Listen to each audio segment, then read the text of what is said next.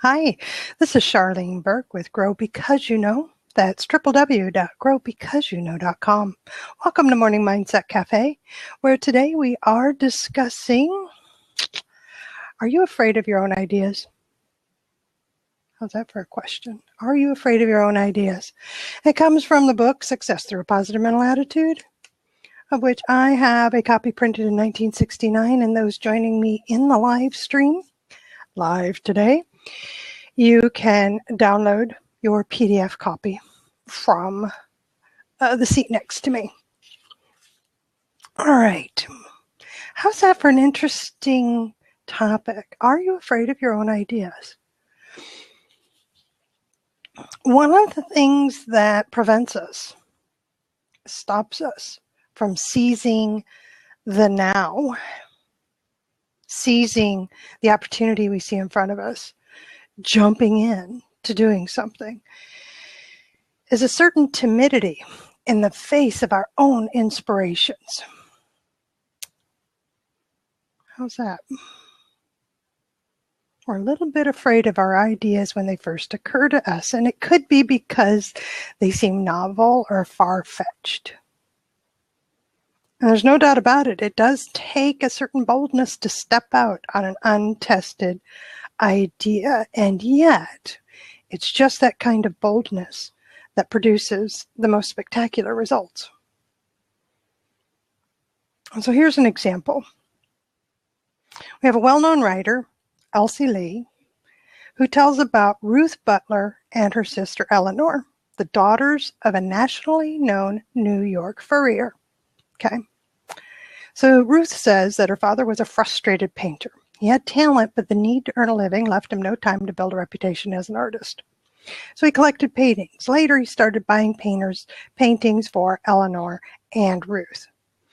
Thus, the girls developed a knowledge and appreciation of fine art, along with an impeccable sense of taste. Well, as they grew older, friends would consult them on what type of paintings they should buy for their homes. I mean, they became consultants, right? They became the resource, the go-to people. If I want a beautiful painting and a quality painting for my home, what should I get? And often they would loan pieces from their own collections for brief periods of time. And then there came a day when one woke up the other at 3 o'clock in the morning and says, "Don't start arguing, but I have a terrific idea. We're going to form a mastermind alliance." All right, can you imagine being awakened at 3 o'clock in the morning by your sister or your sibling and being told, first, don't argue with me. I have a terrific idea. We're going to form a mastermind alliance. First question is, what in the world is a mastermind alliance? So the sister continued to say that it is a coordination of knowledge and effort in a spirit of harmony between two or more people for the attainment of a definite purpose. And that's just what we're going to do. We are going into the business of renting paintings. The sister agreed. It was a terrific idea. They set to work that day. And along the way, friends tried to warn them of the dangers. Their valued paintings might be lost or stolen. There might be lawsuits and insurance problems. But you know what? Those two sisters were right on working. And they pulled together $300 in capital. Today might be $3,000. But they pulled the physical monies together, the working capital, and talked their father into loaning them the basement of his fur shop rent-free. So they hauled 1,800 paintings from their own collections into the basement of the fur shop and ignored their father's sad and disapproving eyes. And the first year was a real struggle. But the idea paid off. Their company, known as the New York Circulating Library of Paintings, became a success. And they had about 500 paintings constantly on rental to business firms, doctors, lawyers, and for use in homes. One valued client was an inmate of the Massachusetts Penitentiary, and he was a client for 8 years. He wrote humbly that perhaps the library wouldn't rent to him considering his address, and the paintings went to him rent-free except for transportation costs. In return, Ruth and Eleanor received a letter from prison authorities telling how the paintings were used in an art appreciation course that benefited many hundreds of prisoners. So these two women started their business with an idea, and when they backed their idea with immediate action, no argument, it's a good idea, let's move forward. The results were a profit to themselves and increased pleasure and happiness for many others. So now we got a comment here that says, don't argue with me would be enough for me to hesitate on the idea. And yet, if you had trust and faith in your sister, your sibling, your mentor, your coach, business partner, friend, who says, don't argue with me, this is a terrific idea.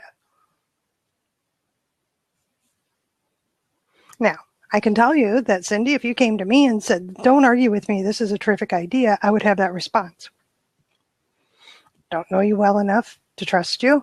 You don't know me well enough to trust me. I'm going to hesitate. I'm going to start asking questions. But the questions I'm going to ask is, why do you think it's such a good idea? I'm not going to tear it down. I want to know why you think it's such a good idea. So now the next question comes up. Have you had the big whopper of an idea and it was just too big for you?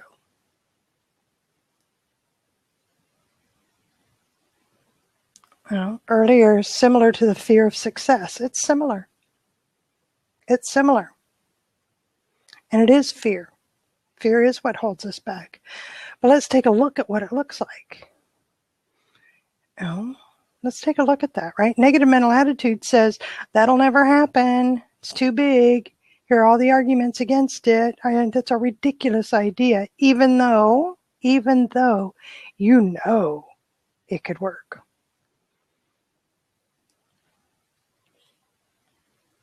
Have you ever been inspired? Inspired to dream the what if? What if that did happen? What if it did work? And then be scared. Because now it's a possibility. So what do you do when you're scared? What have we learned to this point about what to do when we're scared of our own idea?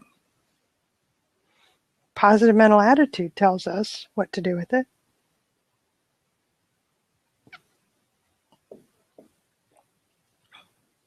Positive mental attitude says don't dismiss it right away.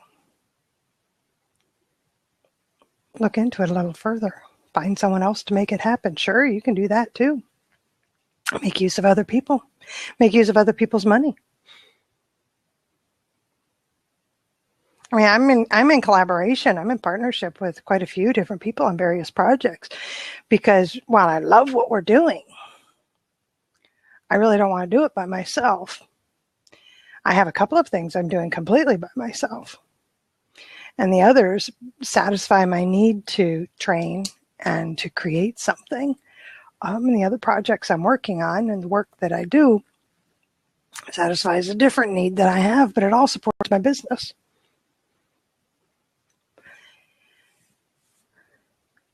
Are you ready to double your income? This is from W. Clement Stone, co-author of the book. So in 1955, he was one of 7 executives who made a tour of the Asiatic and Pacific areas as representative of the National Sales Executive Association. Professional salesman. On a Tuesday in mid-November, I should have said early November, then I'd think it was election day. Anyway, on a Tuesday in mid-November, he gave a talk on motivation to a group of businessmen in Melbourne, Australia. The following Thursday evening, we're looking at 2 days later, he receives a phone call, and it was from Edwin East. He's a manager of a firm that sells metal cabinets. And he was pretty excited. He was actually very excited. He says, something wonderful has happened. You'll be as enthusiastic as I am when I tell you about it. So Stone says, well, tell me about it. What happens? East says, an amazing thing. You give your talk on Motivation Tuesday, and in your talk, you recommended 10 inspirational books. I bought Think and Grow Rich and started to read it that evening. I read for hours. The next morning, I read it again, and then I wrote on a piece of paper. My major definite aim is to double last year's sales this year. The amazing thing is I did it in 48 hours. And of course, Stone asks him, how'd you do it? How did you double your income? So East responds and tells this. He says, in the speech on motivation, you told how Alan, one of your Wisconsin salesmen, tried to cold canvas in a certain block, and you said that he was lucky because he worked all day and didn't make a sale. Are we remembering a story from a week or so ago? Because Alan developed inspirational dissatisfaction, and he determined that the following day he would again call on exactly the same prospects and sell more insurance policies that day than any other representative in the group. And then, of course, Stone told how Alan completely canvassed the same city block. He called on the same people and sold 66 new accident contracts. And East says, I remembered her statement. It can't be done, some may think, but Al did it. I believed you. I was ready. I also remembered the self-starter that you gave us, which is do it now. Went to my card records. I'm going to call that a Rolodex index card file. Customer file back in the day, all manually done. So he says, I went to my card records and analyzed 10 dead, quote, dead accounts. I prepared what might previously have seemed to be an enormous program to present to each.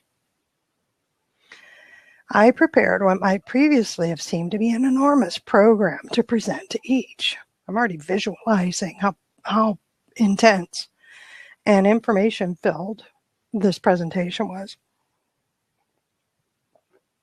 I repeated the self-starter, do it now, several times. And that tells me that as he was putting together this enormous presentation, kept questioning himself. Do it now. Do it now. Finish what you're doing, right? Do it now. He goes on to say, then I called on the 10 accounts with a positive mental attitude and made 8 large sales. It is amazing, truly amazing what PMA, positive mental attitude, will do for the salesman who uses its power. So when we think about it, East was ready to hear what Stone had to say in his talk on motivation, right? East was ready to hear it. He listened to the message, and then he listened to the message that was applicable to him. He was searching for something, and he found what he was looking for because he was ready to hear the answer. The authors say our purpose in relating this particular story is that you too have read about Al. We did. We read about him. We talked about him, that inspirational dissatisfaction. But you may not have seen how you could apply the principle in your own experience. East did. You can too. And you can apply the principles in each of the stories you read in Success Through Positive Mental Attitude. Now, however, we want you to learn the self-starter, do it now. And that's because sometimes a decision to act immediately can make your wildest dreams come true. So we are now back to the self-starter of do it now. All right. Ever had an idea that you were afraid of? I did. And it popped back up, kind of became a little more clear earlier this year. And I didn't do anything with it because it was big. It is big. It is big. for me, it's a big idea. And went south for a week. Traveled with a friend, spent a week, a business friend, business, both, which we're really glad of because we spent 14 to 18 hours in the vehicle, 14 going down, 18 coming back, and had a good time. And while we were there, we stayed with an online friend who's a fellow businesswoman. And I threw the idea out to them because I was ready to say it out loud. I wasn't quite as frightened of it. I wasn't quite as scared. I was ready to just throw it out in the wind. And when I do that, when I give voice to an idea, then it becomes real. It's not just the writing it down for me. It's when I voice it. Then I'll write it down and start outlining it. So I voiced it aloud. And darned if both of them didn't take off with the idea and say, oh, that would be awesome. I want to be a part of it. And now all of a sudden it's like, oh, I guess I might have to do something about this now, huh? I doubt they could have stopped me. I think that had they come up with every kind of negative possible, had they been naysayers, I would have just shut up about it and set the idea over here for exploration elsewhere. Because it's been with me for quite a while. So my idea, I want to reveal the details, yeah. For me, it's big. For me, it's big. It's bigger than, I hosted a small business conference in Indianapolis. That's big. And when I look at it from, as best I can with objectivity, I had the idea and I knew it was needed, so I jumped in and I did it. And from the outside, it's a big idea. To me, this one's bigger because it's different. Rather than a small business conference, it is going to be a business retreat. And I want a big name. I want a well-known name. Not sure who it is yet. I want a well-known name who can walk the retreatants, because it's a retreat, through personal growth experience. And I want every retreatant to leave after 3 days, to leave ready to come to the next one, which will happen, right? 3 a year, possibly 4, ready to come to the next one and talking about it so that there becomes a waiting list. That's the general outline. And there's more to it. I've already outlined an agenda and aspects and found two viable places to hold it in the Tampa, Florida area. And I'm already in talks with named coaches, if you will, life coaches, transformation people who have a solid following and are well known in their industries, just talking. We're going to see what happens. Plan for 2017. To me, that's a big deal. It's a big deal. It's a big idea because I'm delving into a market that they're not familiar with me.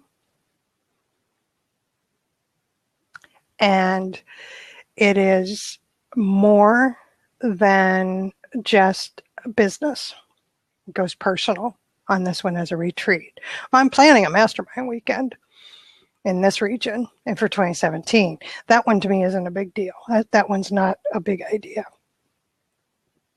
When you throw together the weekend, I can outline a business-focused weekend with small mastermind groups where you get the answers you're looking for and, create alliances and big networking feature and all that stuff.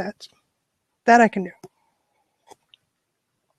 The retreat is a big idea that made me afraid because it meant that I have to step out as me to connect with names, right?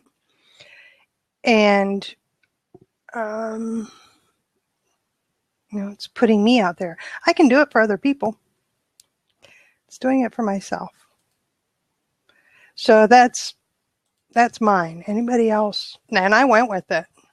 I did the do it now. I said, yep, here I sit in an area that I think would be perfect for this event. So let's throw it out there and see what it looks like. And so rather than be afraid of that idea, I was ready, right? I was ready to explore it, and let's see what happens. So what about you? What do you think about being afraid of your own ideas? We had earlier that fear, thank you, Walter, fear is what holds you back. Nancy, would have been nice to have you stick around. Find someone else to make it happen. That's a possibility too about what I was putting together. This one, though, I want. This one I want. This one I want to this one's mine. I'll collaborate. But this one isn't one I want to be in the background of.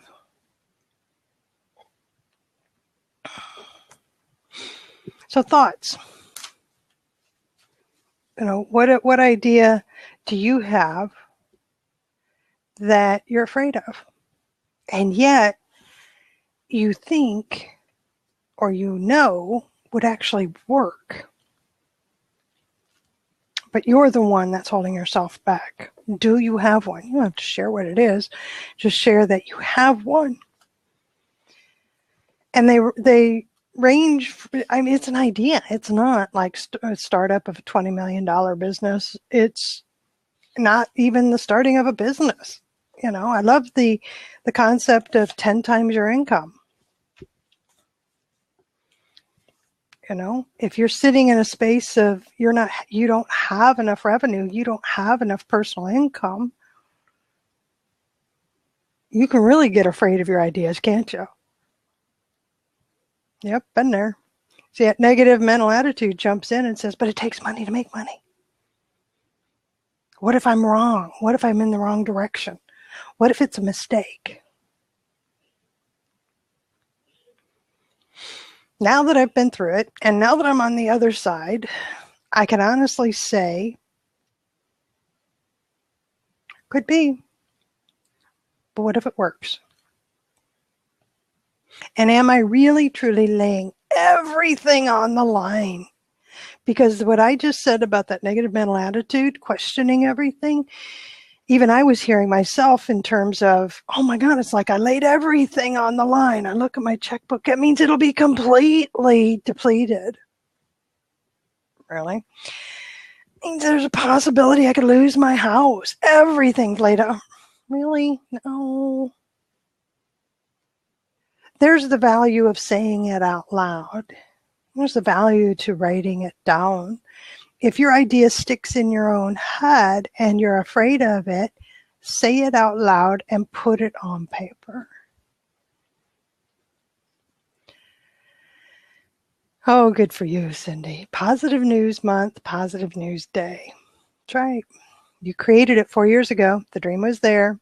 You wanted to bring it to TED Talks. Yet that is what are you thinking? You hide behind a computer. You're not a public speaker, so on and so on and so on. Going further, I want a positive news network, and no one has told me it's not needed. So my question to you is, the idea still frighten you enough that you're not doing anything about it? Or because no one has told you that it won't work, you're not getting the naysayers, which of course means you're getting those that are saying you need to do this.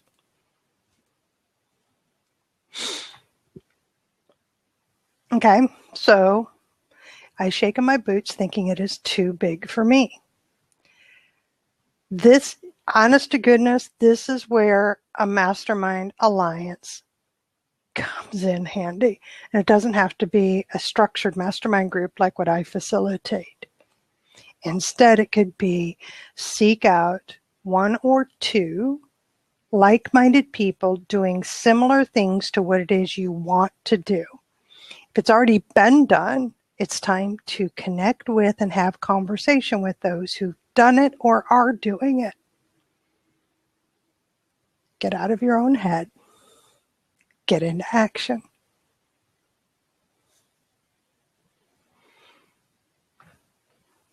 Too many people in this world that have a similar idea or a similar need to participate in something like what you're thinking,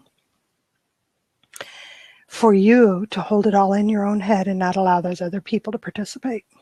It's kind of the way I look at that business retreat. You know, is because what's going around in my head is going to be a little different than it's not a team building retreat. It's not corporate. It's for solo business owners. Doesn't matter how big or small the company is. Doesn't matter how long you've been in business. Once you see the agenda, you'll realize where if it fits you. And here's right, the big idea is that each retreat is going to have a bit of a different agenda so that you can come to the second one without having come to the first one and get an entirely wonderful experience that you can't stop talking about. Yep. I'm not doing it by myself. It's my baby. You know, I'm the final decision maker, and I'm going to be the one that says yay or nay on things, but I'm not the one doing all the work.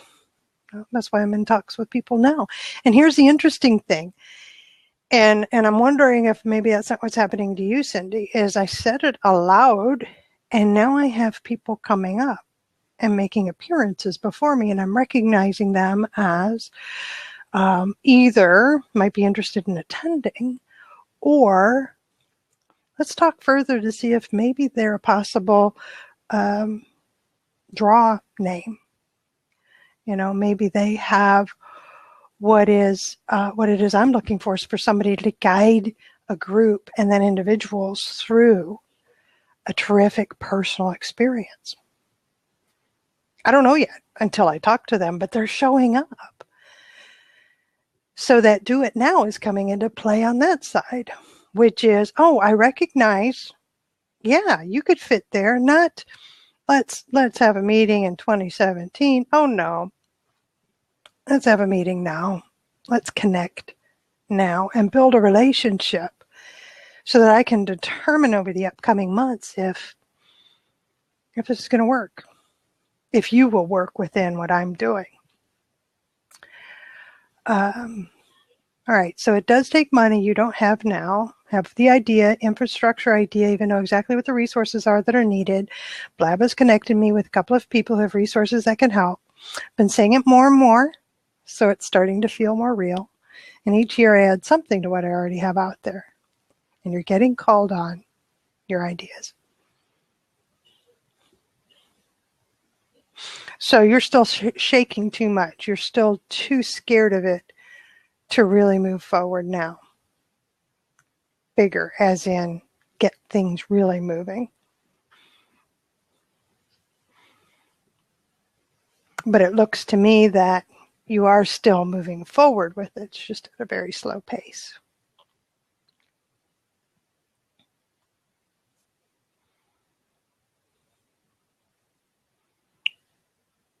Life, that's how we work, right? But see, this is what's funny to me is Cindy is sharing this, and she started out saying that this was too big of an idea. It was way too big for me. And yet now she's talking about it like it's going to happen. So you can tell yourself you're afraid of it. You can tell yourself that all you want. As long as you keep moving forward, who cares, right? Really, that's what I'm seeing is you're moving forward anyway, in spite of the fear. Good for you. That's what I did. Still hesitant. I was hesitant only because it's big for me. It's big. We're talking in a completely different state, charging more than I'd ever thought to charge somebody for what they're getting, the value that I intend to give for that fee. Huge. Huge. Because as I said, yes, there's more details. So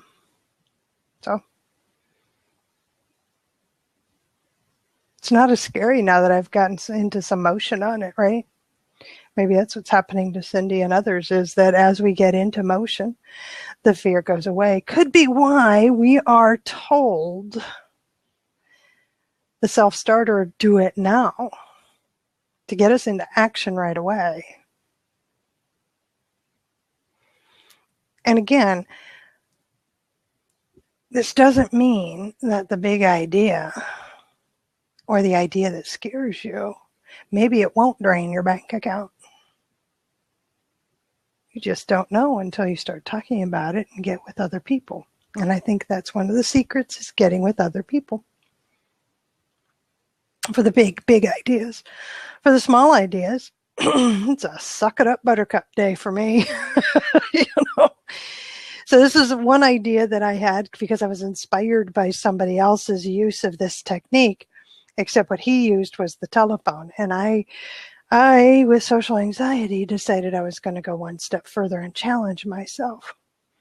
And what I did, it was a couple of years into business. Of course, sales are fluctuating. It's constant. It's a constant need to have revenue coming through to keep the business alive, to pay the bills at the house. There were no jobs. Literally, there's no work. Okay, couldn't get a job sweeping the street, bringing my own broom. All right. So there was no, I'm going to call it steady work. There was day work. I was willing to do anything, as my husband was willing to do anything. So inspired by what I had read on somebody's blog, I decided I would go to my old standby of how I grew my business, still grow it today, which was LinkedIn. And I decided to select 10 of my connections, local, that I wanted as customers. And instead of meeting them to get their business, to sell them something, I asked each of them out to lunch. And a couple of them were just coffee. And it was a just get to know you. I want to get to know you. I want to learn a little bit more about your business, and my treat.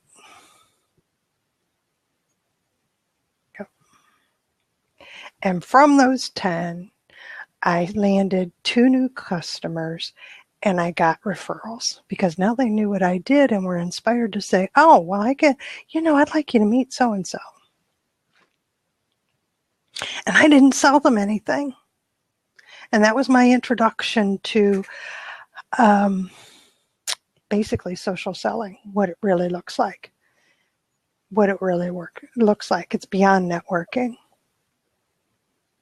It's specific, strategic, targeted conversations with a purpose. And the purpose truly is to let them get to know me as a person. I get to know them. And from there, if there's synergy, that word's making a comeback now. If there's, if we're thinking about, hey, man, I'd love to do business with you, or I know somebody, so be it. If not, it's perfectly okay. And that happened too. Had a great lunch. For me, it was even more because I made it through a very anxious environment. I honed my coping skills. I was able to learn more about myself and practice talking with people. And so it was great. It was great. There's an idea. I was afraid of that, but I did it anyway. All right, just set up the press releases for this year for Positive News Month. Love that. I have more news media outlets on Facebook, Twitter, and LinkedIn than last year. Good. And more outside the country. Not afraid to ask via press release. Got it. Feels scary to call the editors and producers and talk to them personally. This year, that is my goal. Last year, I did get an interview with local media. Maybe I need to add one more statement to my press release that the ultimate goal is to create a positive network and see if someone picks that part up.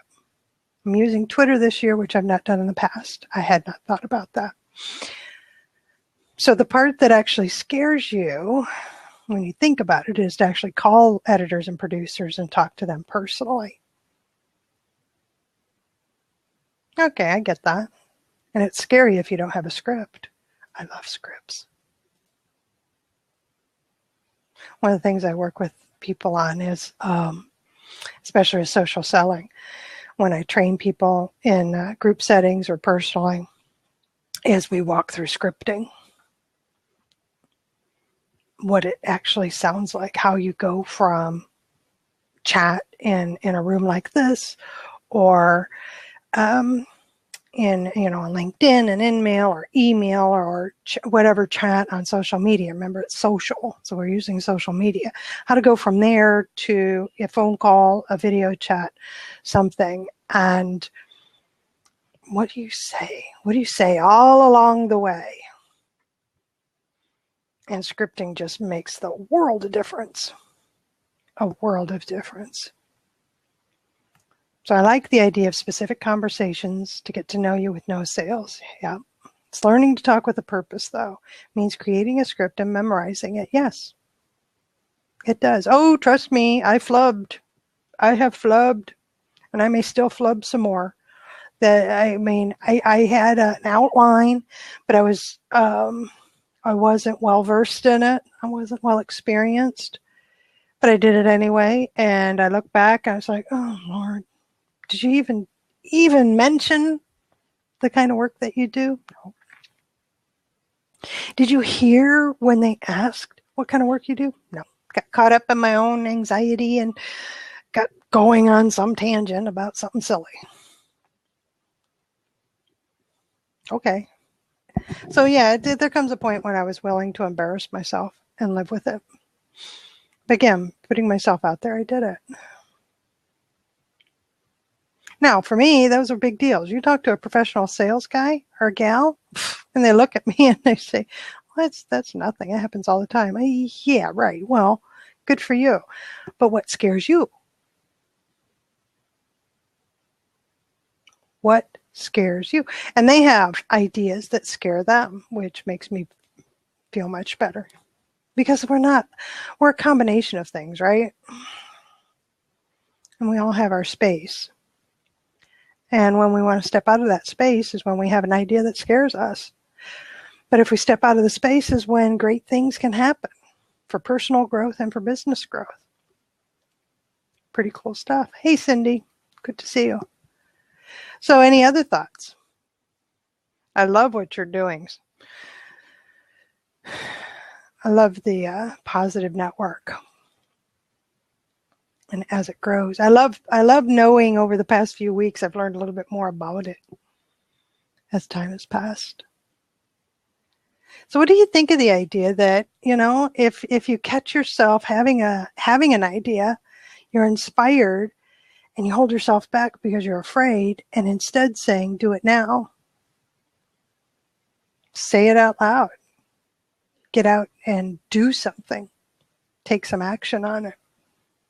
What do you think of that? Is it possible? Are you ready to do that?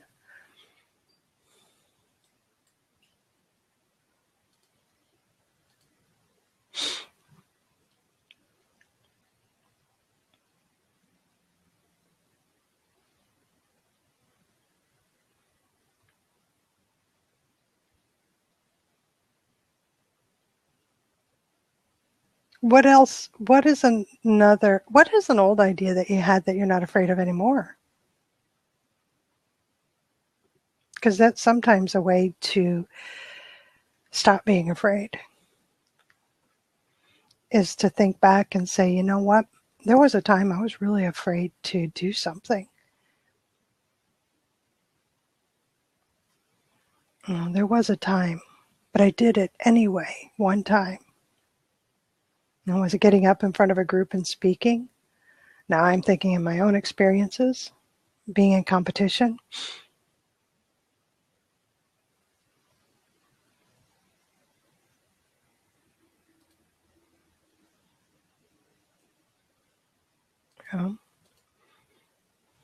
I mean, you've made it this far. You've had interactions. You've had to do things that frightened you.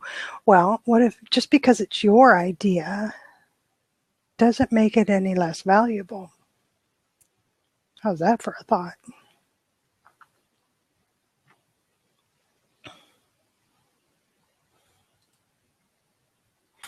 Anybody have any comments?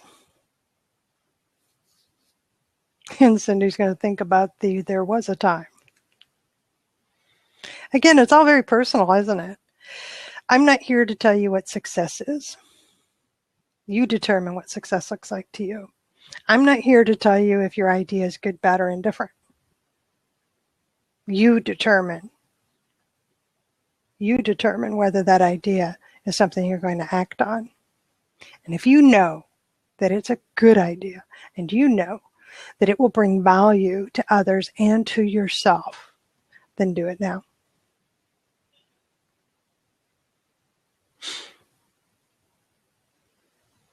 All right, so I want to thank everybody for being here. It is good to have you with me. Thank you for watching the replay. This is Charlene Burke with Grow Because You Know, www.growbecauseyouKnow.com. Let's move forward with the day on purpose, with purpose, to grow your hearts, grow your minds, grow your businesses. Until next time, have a great day.